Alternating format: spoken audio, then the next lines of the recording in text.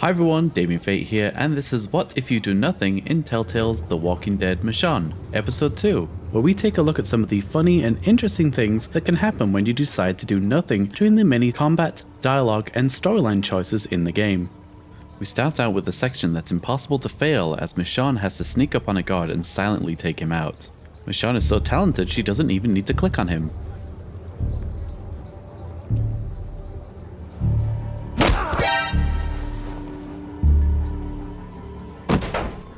While attempting to rescue Pete, we finally get to fight Norma and see how strong she really is. But considering we don't press anything during this fight and still manage to overpower her, I don't think we have much to worry about. Oh, shit! Randall! When you get your opening, run! While fleeing, Pete decides to hand himself back over to Norma so Michonne and Sam can escape safely. If you decide to do nothing during this storyline choice, then Pete will leave, which doesn't really impact the storyline as far as episode 2 is concerned, but there are a couple of instances where you do nothing that can have different outcomes whether Pete is there or not. Hands off! Get him up! One such example is this lady who catches you leaving with one of their boats. This encounter can have two different outcomes depending on Pete's presence.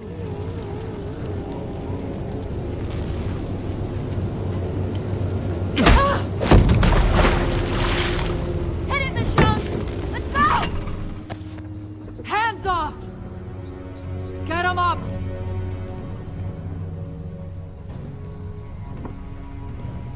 You've already stolen our shit, you're not taking our boat too.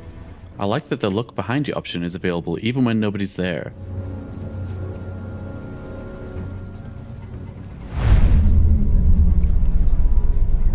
Don't! I blame Pete for this. Once you make it to shore, you come under fire from your pursuers. Pete yells at Michonne and Sam to get down, but you can keep standing if you want to, at least for a while. How did Pete end up back there?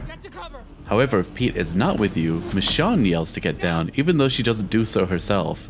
And again, if you keep standing, this time you get pulled down by Sam. Hey, at least the zombies in the background listened. Michonne is a certified badass in the Walking Dead universe, so it's a little hard to believe that she could be overpowered by a zombie with no arms. Maybe she thought he was armless. By the time we get Sam home, she's bleeding pretty badly from a gunshot wound, and it's up to Michonne to treat it. One of the things you have to grab is a mini vodka bottle, and you have to choose whether to sterilize the wound or give Sam a drink. What are you doing with that? Sam, I got you. I'm here. However, if you choose to do neither, Michonne just tosses the bottle to the side. I was kinda hoping she'd drink it herself. The bullet's still in there? You're gonna have to use this. With Sam on the operation table, you need to remove the bullet before she bleeds out. Unfortunately for Sam, we can just sit here and wait. Oh, we can make it worse than that. Oh, you can make it worse. That's more like it. You might need a bit more than an aspirator for that. John takes Michonne to the garden to discuss his family's fate, including his son, Greg. Did he? Are those... whatever they are. You can keep quiet about his son's outcome, and John will draw his own conclusions. He did, didn't he? And he'll remember it. For like 2 seconds.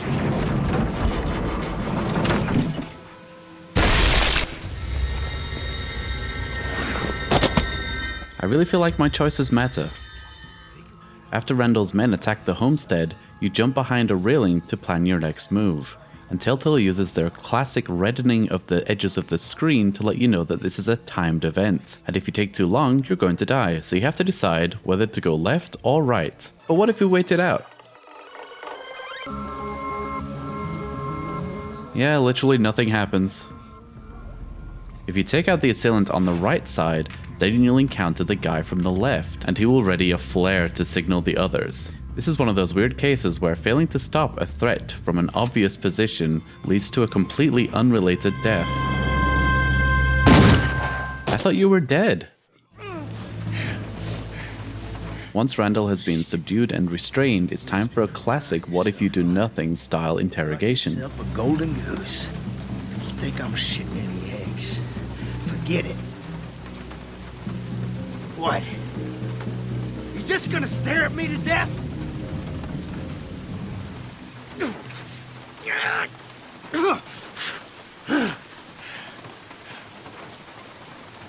Rule number one about interrogating someone is actually asking questions. We heard gunshots. If you don't check Eventually, Norma chimes in on the radio, and if you do nothing, then she's ignored and the game plays out as usual. However, you can tell Randall to speak to Norma, and then just ignore Randall instead. Where the hell are you? Yeah! You heard her. Randall needs to check in. You know, this feels mighty familiar. Except you're there, and I'm here. So, Michonne, what do you want me to say to her? On account of me hoping to avoid more broken fingers, your wish is my command. Don't want my piano playing days to be over so soon. I'm not a mind reader, Michonne, though that would come in handy with you. I guess I'll wing it.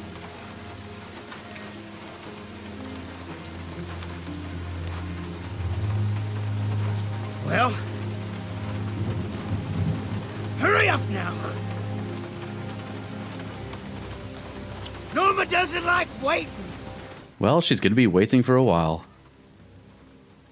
Thank you for watching this episode of What If You Do Nothing. I hope you enjoyed it. If you did, please do consider giving it a thumbs up, sharing with your friends, and subscribing for more. Your support is always appreciated. And now I leave you with a decision of your own to make. Check out one of the other What If You Do Nothing videos in the cards, annotations, or description of this video, and I'll see you guys next time. Goodbye!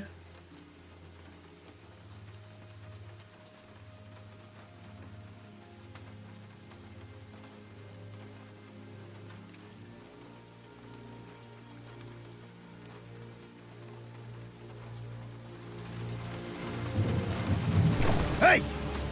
I wasn't finished yet.